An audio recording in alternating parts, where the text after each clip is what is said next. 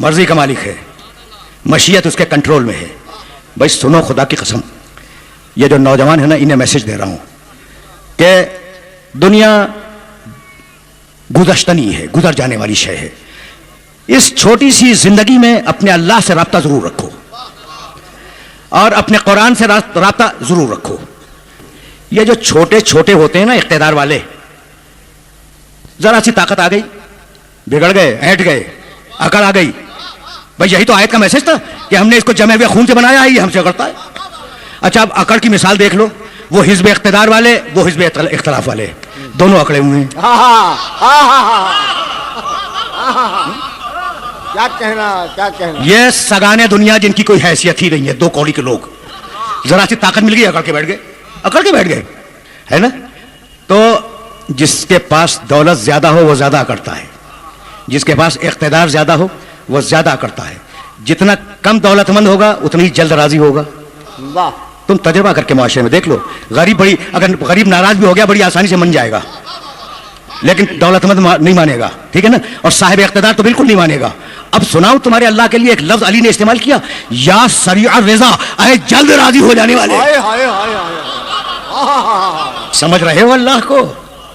یہ وہ مالک الملک ہے کہ جب جلال میں آیا تو اس نے قوم لوط کی زمین کو 7ویں طبقے زمین سے اکھاڑا اور 7ویں آسمان تک بلند کیا, 7 گھنٹے فضا میں رہی, پھر پلٹ کر رکھ دیا. یہ ہے طاقت, یہ ہے طاقت اس اللہ کی. یا سریع الرضا, اے جلد راضی ہو جانے والے. بہت جلد راضی ہوتا ہے. کبھی کسی کلمہ توبہ پہ راضی ہو گیا, کبھی ندامت کے آنسوؤں پہ راضی ہو گیا, کبھی ایک سجدے پہ راضی ہو گیا. سجدہ کر کے تو دیکھو بھائی, دیکھو سجدہ اپنے سر کو زمین پہ رکھ دینا اللہ کے لیے, ہے نا. تم جو بڑے ترم خواہ ہو, یہ نوجوانوں سے کہہ رہا ہوں, تمہاری ساری انسانیت تمہارے سر میں ہے. وَلَقَدْ كَرَّمْنَا بَنِي آدَمَ, کبھی کبھی ایسے بولتا ہوں. وَلَقَدْ كَرَّمْنَا, سورہ بنی اسرائیل 17واں سورہ 17ویں آیت. وَلَقَدْ كَرَّمْنَا بَنِي آدَمَ وَحَمَلْنَاهُمْ فِي الْبَرِّ وَالْبَحْرِ وَرَزَقْنَاهُمْ مِنَ الطَّيِّبَاتِ وَفَضَّلْنَاهُمْ عَلَىٰ كَثِيرٍ مِّمَّنْ خَلَقْنَا تَفْضِيلًا. ہم نے آدم کی نسل کو بڑی عزت دی ہے, بڑی عزت دی ہے. دیکھو جن چیزوں سے تم الگ ہوتے ہو جانور سے, وہ سب سر میں ہیں. آنکھیں سر میں, کان سر میں, بولنے کی قوت سر میں, سوچنے کی قوت سر میں, چکھنے کی قوت سر میں. تو تمہاری ساری انسانیت کہاں ہے؟ سر میں. اور یہ دی کس نے؟ اس نے.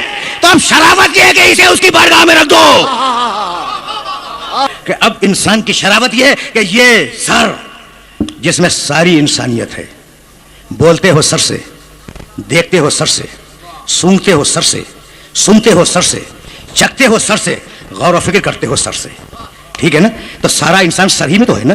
اب میں کیا کروں کہ میرے نبی نے کہا علی کے کندھے پہ ہاتھ رکھ کے کہ یا علی انت منی بے منزلت الراس من الجسد, علی تو میرا سر ہے, میں تیرا دھڑ ہوں. یعنی اب سنوں گا تیرے ذریعے, بولوں گا تیرے ذریعے, سنوں گا تیرے ذریعے, غور کروں گا تیرے ذریعے, جنت میں بھیجوں گا تیرے ذریعے, جہنم میں ڈھکیلوں گا تیرے ذریعے.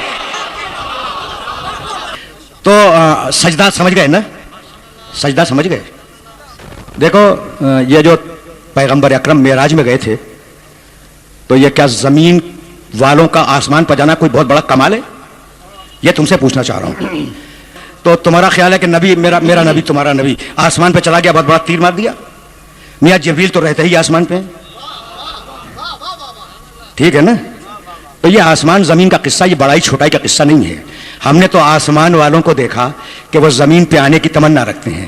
قرآن چاہتا ہے کہ زمین پہ آئے, ولایت کی آیت چاہتی ہے کہ زمین پہ آئے, تطہیر کی آیت چاہتی ہے کہ زمین پہ آئے, حلقہ کا سورہ چاہتا ہے کہ زمین پہ آئے, آیت تطہیر چاہتی ہے کہ زمین پہ آئے, جبریل چاہتے ہیں کہ میں آیت کو لے کے زمین پہ جاؤں, رضوان چاہتا ہے کہ میں درزی بن کے زمین پہ جاؤں, ٹھیک ہے نا. تو آسمان والوں کی خواہش ہے کہ زمین پہ آئے. تو زمین سے آسمان پہ جانا میرے نبی کا کوئی کمال نہیں ہے. کمال ہے کیا؟ سبحان الذی اسریٰ بعبدہ لیلا من المسجد الحرام الی المسجد الاقصی. میں لے گیا اپنے بندے محمد کو مسجد الحرام سے مسجد اقصی تک. معراج نام ہے مسجد سے مسجد تک جانے کا. تو معراج نام ہے مسجد سے مسجد تک جانے کا. حبیب تو نے زمین پہ بڑے سجدے کیے, اب آ کے میرے عرش پہ بھی ایک سجدہ کر دے. وہ سجدہ ہی تو کیا تھا نا جو کمان بنی تھی. کیا کمال کا سجدہ ہے میرے محمد کا. پوری دنیا کے کائنات کے سارے سجدے ترازو کے ایک پلے میں رکھ دو, میرے نبی کا ایک سجدہ ان سارے سجدوں سے گرا ہوگا. وہ سورہ جس کی میں نے تلاوت کی 8 آیتوں کی, اس کی آخری آیت میں نے کہا تھا نا کہ اگر وہ آیت سجدہ ہے, اگر میں پڑھ دوں تو مجھ پر سجدہ واجب, تم سنو تو تم پر سجدہ واجب. اس لیے میں وہ آیت نہیں پڑھوں گا, ترجمہ کروں گا. حبیب, میرے حبیب سجدہ کر اور مجھ سے قریب ہو جا. تو پیغمبر سجدے میں اللہ سے انتہائی قریب ہوتے ہیں. طے ہو گئی بات, طے ہو گئی بات. تو اب نماز کی اہمیت سمجھ گئے. میرے نبی نے کہا تھا الصلاۃ معراج المومن, نماز مومن کی معراج ہے. تو ساری شریعت میں جتنے بھی احکام ہیں ان سب احکام میں سے معراج ہے نماز.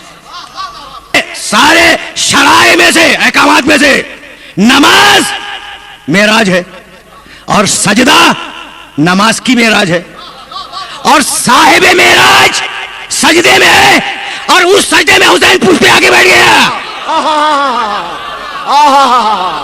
سبحان اللہ سبحان اللہ سبحان اللہ سبحان اللہ. کیا کہنا کیا کہنا. اللہ اکبر. سبحان اللہ سبحان اللہ. مجھے فکر ہے. اب سمجھ میں آیا, اب حسین سمجھ میں آیا. صاحب معراج سجدے میں, اور سجدہ ہے میرے نبی کا سجدہ ہے, مذاق نہیں ہے, انتہائی قرب میں ہے, اللہ کے انتہائی قرب میں ہے میرا نبی.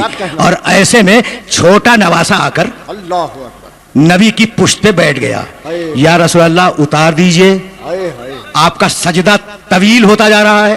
کہا یہ تو میرا ایک سجدہ ہے, اور یہ نواسا قیامت تک کے سجدوں کا نگہبان ہے.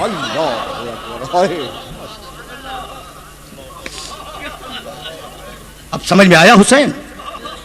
ایسا ہو تو یہ کہہ کے اٹھے ان کانا دین و محمد لم یستقم الا بقتلی یا سیوف و خزینی. اگر میرے نانا کا دین میرے قتل کے بغیر بچ نہیں سکتا تو تلواروں آؤ میرے گلے کو کاٹ دو.